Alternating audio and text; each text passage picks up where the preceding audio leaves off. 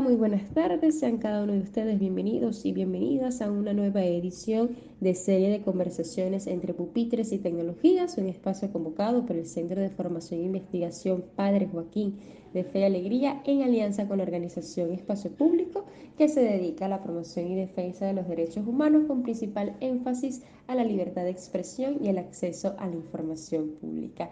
Yo soy Graciela de Los Ángeles Portilla, formo parte de Espacio Público en la región zuliana y también soy periodista de Radio Fe y Alegría Venezuela. Así que de inmediato vamos a dar inicio a este taller con una anécdota que les quiero compartir, y es que mi mamá es jubilada de la administración pública y un día ella junto a una vecina se fueron al banco a cobrar la pensión tras recibir la vecina un mensaje, un tweet del Instituto Venezolano del Seguro Social, anunciando que ese día pagarían la pensión.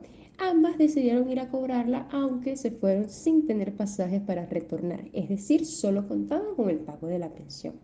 Resulta que la imagen era un montaje y ese día no pagaron la pensión.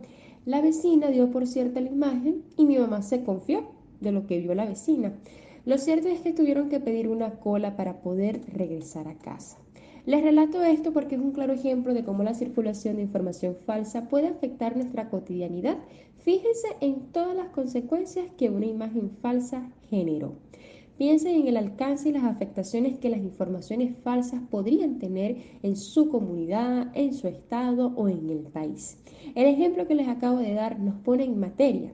Las informaciones falsas son un problema que nos atañe a todos. Empecemos entonces con su definición y caracterización. ¿Qué son las informaciones falsas? Una información falsa es un contenido contrario a la verdad o que aparenta ser real. Se puede presentar como texto, audio o una imagen y circular por distintos canales de comunicación, a través de una cadena en WhatsApp o una conversación entre vecinos.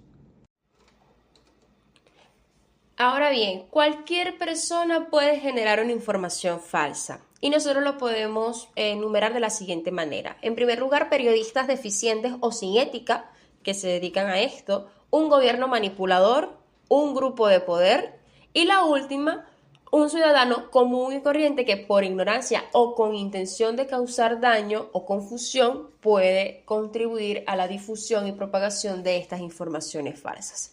Recordemos que toda noticia contiene información, pero no toda información es noticia. Aprovecho que ha aparecido la palabra noticia para hacer una alerta. Seguro ya habrán escuchado el término de fake news o noticias falsas. Nosotros no lo usamos porque contiene una contradicción. Las noticias dan cuenta de algo real, es decir, que sucedió y por tanto no podrían ser creadas o inventadas. Por eso preferimos hablar de informaciones falsas. Además, los gobiernos utilizan el término de fake news para perseguir y desprestigiar de por sí el trabajo periodístico. ¿Cómo se hacen virales las informaciones falsas? Las informaciones falsas apelan a nuestras emociones con el fin de darlas por ciertas y que las terminemos divulgando. Al publicarlas en nuestras redes o comentarlas, las mismas se integran al flujo de comunicación y se van masificando. Entonces la pregunta es, ¿qué hacer frente a ellas? ¿Qué hacer frente a esta realidad? Todos tenemos las capacidades necesarias para afrontar y minimizar el efecto de las informaciones falsas en nuestro entorno inmediato. Si cada uno colabora en su espacio de incidencia, pierden fuerza y sentido. Entonces es importante incorporar una rutina informativa, es decir, a los que perciben por la televisión, radio o prensa las conversaciones con otros y a los que ven en internet las siguientes acciones. Una de ellas es detente, duda, busca y coopera. Esto es una fórmula que desde Espacio Público hemos diseñado, cada una que contiene una lista de pasos que pueden incorporar a su rutina informativa para evitar caer en estas informaciones falsas que van circulando en las diferentes plataformas. Primer paso, detente. Detente porque las informaciones falsas tienen el objetivo de generar una respuesta emocional que te impulse a difundirlas de manera inmediata, casi que sin pensar. Lo que leen, escuchan o ven les causa una reacción emocional muy grande. Les sorprende o les genera repulsión, indignación, alarma, sensación de peligro. Tómense un minuto para pensar más allá de su emocionalidad, especialmente en momentos de efervescencia o durante eventos particulares, como por ejemplo cortes eléctricos, protestas y en especial durante las próximas elecciones. Aquí les dejo algunos tips para aplicar el detente a las informaciones que reciben en texto, audio o imágenes y videos. Si te llega una imagen que no viene acompañada de un texto, está descontextualizada, no la compartas con otros. Si te llega un audio con alguien diciendo que es alguna autoridad, que se identifique no quiere decir que sea la persona que dice ser, no lo reenvíes. Desconfía de los textos con títulos grandes, en mayúsculas y negritas, también de los que te invitan a compartir la información insistentemente, no los republiques. Y si la información es anónima, no lo comuniques a los demás. Los escritos tienen responsables personales o institucionales. Y si la fecha de publicación del texto no coincide con la actual alerta, algunos medios reciclan información. El segundo paso, duda. Duda porque debemos valorar de forma crítica las informaciones que nos comparten. Pregúntense qué, quién, cómo, cuándo, dónde y por qué. Tanto en la forma como en el fondo. Profundicen en los acontecimientos. Sobre la forma, qué estamos viendo, escuchando, leyendo, quién nos transmitió esta información, cómo nos llegó la información, cuándo lo pasaron y por qué, para qué recibimos esta información. En los elementos de fondo, qué pasó, quiénes están involucrados, cómo y cuándo sucedieron las cosas, cuáles fueron las causas o las consecuencias, y para eso les dejo algunos tips para aplicar el duda a las informaciones que recibimos en texto, audio o imágenes y videos.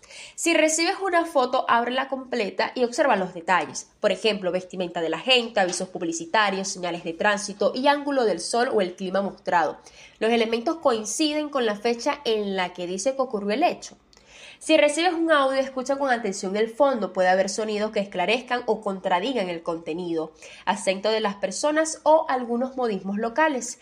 Y si recibes un video, presta atención a los ojos, especialmente a la forma y cantidad de veces en que se cierran. Una persona en promedio parpadea 17 veces por minuto.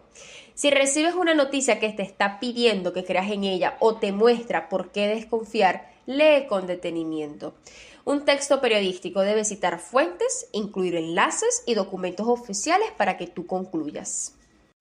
Desarrolla el hábito de investigar. Y con esto nos referimos a buscar. A las preguntas hechas en el duda hay que darle respuesta. Apóyense en los recursos que tengan a la mano, tanto en el mundo digital, aplicaciones o herramientas en línea, y como el presencial, es decir, entre las personas. Ahora les dejo algunos tips para aplicar el busca las informaciones que recibes de la siguiente forma. Si recibes una imagen o un video, puedes chequear si ya ha sido usado en otros contextos a través de Google Imagen, que es una herramienta que nos permite visualizar si esa imagen corresponde a otro contexto.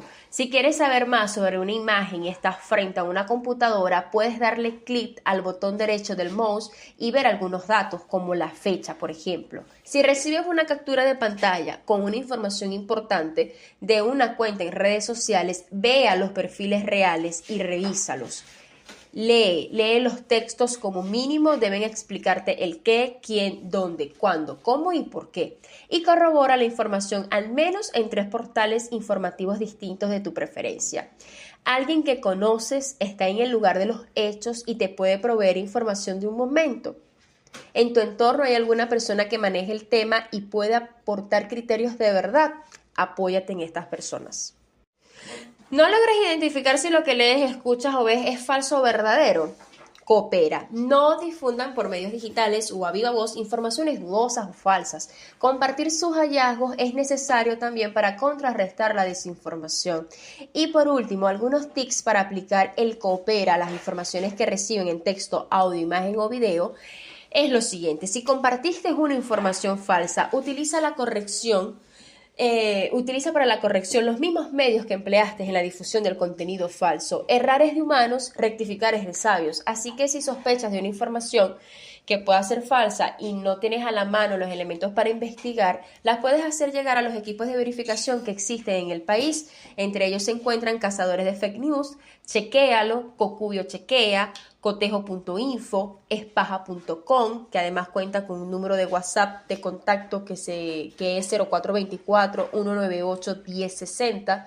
También se encuentra el Observatorio Venezolano de Desinformación de la UCB y el Observatorio Venezolano de Fake News. Orienta a las personas en tu entorno sobre informaciones falsas, no discutas con ellas ni las señales, enséñales primero con el ejemplo y gánalos a la causa, recibir y difundir información de calidad.